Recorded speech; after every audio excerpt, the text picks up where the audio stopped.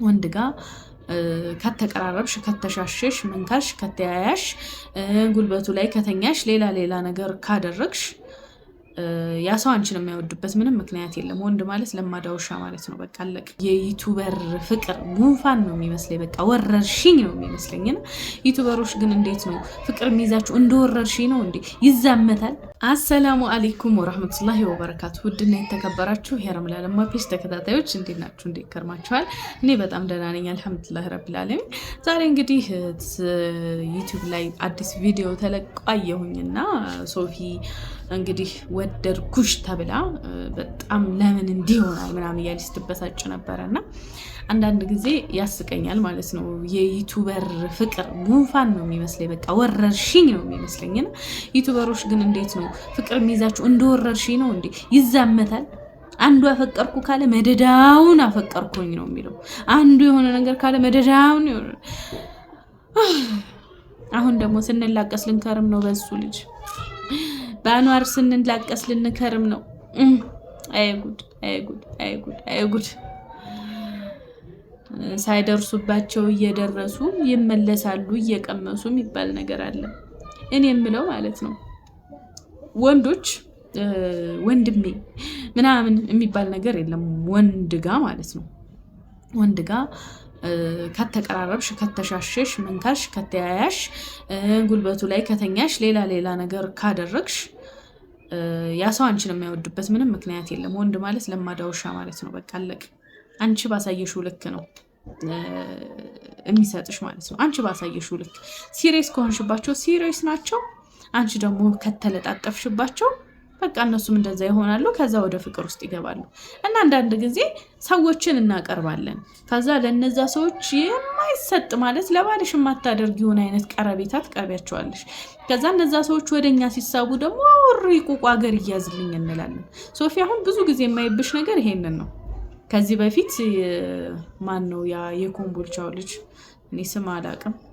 እሱ ልጅ ሙባረክ ነው አላውቀውም። በቃ እሱን ልጅ አሁን ለምሳሌ በጣም አንድ አይነት ልብስ ተመሳሳይ ልብስ እየለበሳችሁ ምናምን በቃ በጣም እንትን አቅርበሽው ነበርና ከዛ በኋላ ላይ ፍቅሬን ተቀበይ ሲልሽ ሀገር እያዝልኝ ሪቁቁ ስንት የተጎዳው ሴትዮ እንዴት እንደዚህ ይባላል ነው ምናምን ብለሽ በጥፊ ተማተሽርሽ።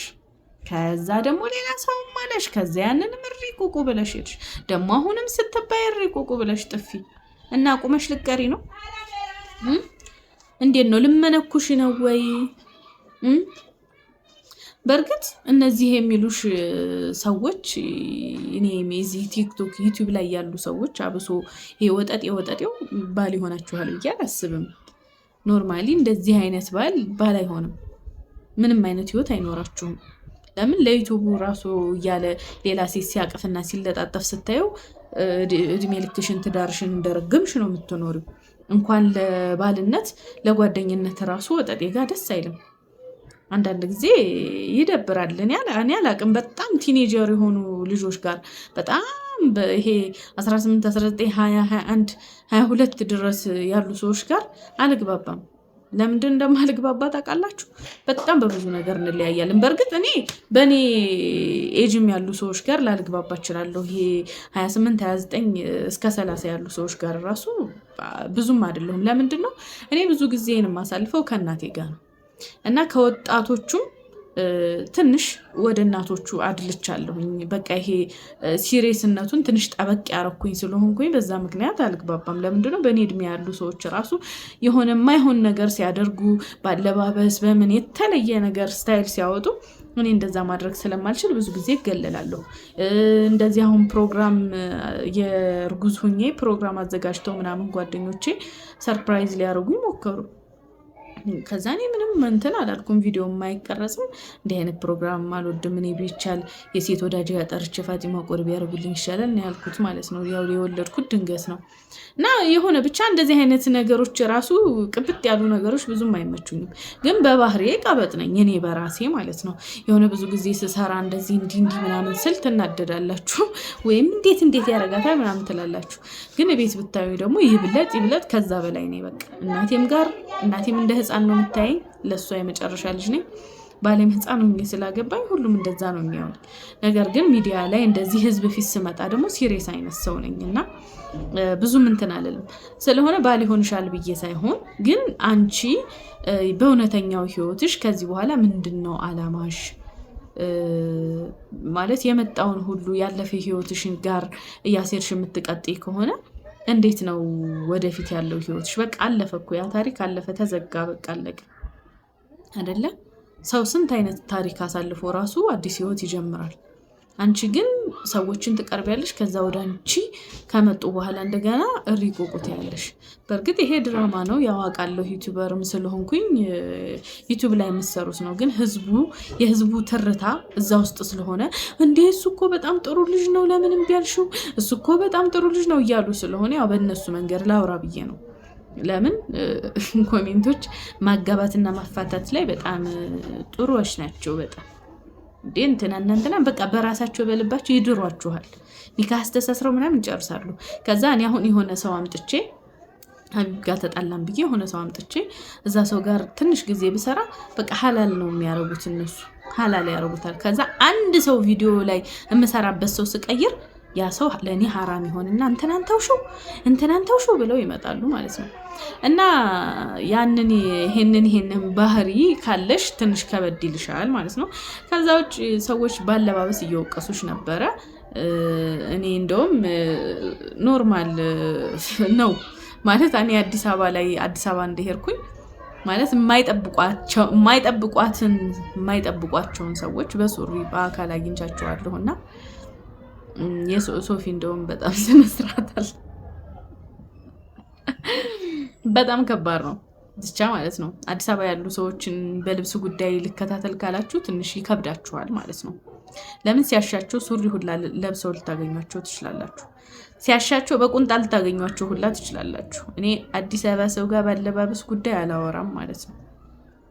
አለባበስ የሚባለውን ነገር አያውቁም ወላሂ። ሲጀመር ልብስ የሚያምርበት እዚህ ወደ ወሎ ያለ ሰው ነው። በቃ ልብስ በጣም ነው ምርጫ የሚችሉት። ከምርጫም በላይ ደግሞ በቃ ይሄ ሰፋ ብሎ ቆንጆ ልብስም ያለው ወደዚህ ነው።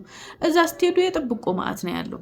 እኛ ለብሰን ይሄር ነው ሁላ ነው ተአምር የሚሆንባቸው። እኔ ቤተሰብ ልጠይቅ ምናምን ሲሄድ አዲስ አበባ በልብሳችን በጣም ነው የሚገራረሙት ማለት ነው። እንዴ እንደዚህ አይነት አድርጎ የሚሰፋለ ምናምን የወንድሞቼ ሚስቶች ምናምን በጣም ነው የሚወዱት ማለት ነው። የኔን ጅልባቡን እንኳን ሰፊውን ልብስ ወላሂ 2 ጊዜ ወስዳለች የወንድሜ ሚስት ማለት ነው። በታይት ለብሰዋል ምናምን እያለች እሷ እንግዲህ ክርስቲያን ናት፣ ግን በቃ ይወዱታል እኛ ሀገር ያለውን ስፌት ምርጫም ምንም ጎበዝ ነን። እዛ ደግሞ ምንድነው ጥብቆ ነው በቃ ብዙ ልብስ ጥብቆ ነው። እና እንደዚህ መልበሷ እንደውም ምንም አይልም። ለምን በሱሪም ሁላ ልታገኟቸው ትችላላችሁ። ጂንስ ምናምን ለብሰው ምናምን እንደዚህ ምናምን አድርገው ጃኬታቸውን ደርበው ልታገኟቸው ትችላላችሁ። እና ራሳችሁን አዘጋጁ ለእንደዚህ አይነት ነገር። ለሰው በጣም የተለየ ቦታ አትስጡ። በጣም የተለየ ነገር አትስጡ። ለምን በጣም ብዙ አይነት ነገር ስላለ እንደዚህ አይነት ነገር ብዙ አትጠብቁ። ኦኬ ዛሬ ከተማ ሄጄ ነበረ ለመጀመሪያ ጊዜ ብቻዬን ሄድኩ። ባለፈው ላስከትብ ነው ሄድኩት፣ ከዚህ ሆኖ መኪና አንስቶ የሄደው። ዛሬ ሄጄ ያ አላህ በጣም ከበደኝ ማለት እኔ እንደምታዩኝ በጣም ነጩኛለሁኝ። በጣም ማለት ድሮም ነጭ ነው ቆዳዬ፣ የፊቴ ቆዳ እንደውም እጄ ትንሽ ጠቆር ይላል ከቆዳዬ ማለት ነው።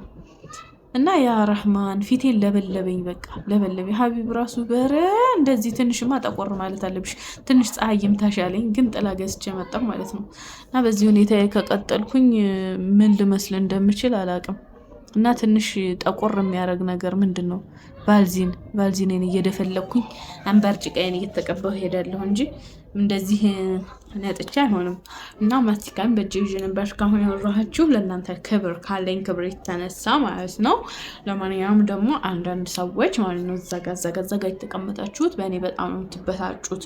እና አትበሳጩ፣ ጨጓራችሁ እንዳያማችሁ ባያትበሳጩ። እወዳችኋለሁ። ለማንኛውም አንዳንድ ደግሞ ጥቃቅንና አነስተኛ ዩቲዩበሮች አሉ እና እናንተ ደግሞ አላህ ይሁናችሁ። አድርሰናል። እወዳችኋለሁ። ለማንኛውም ሰላም አለይኩም ወራህመቱላሂ ወበረካቱ።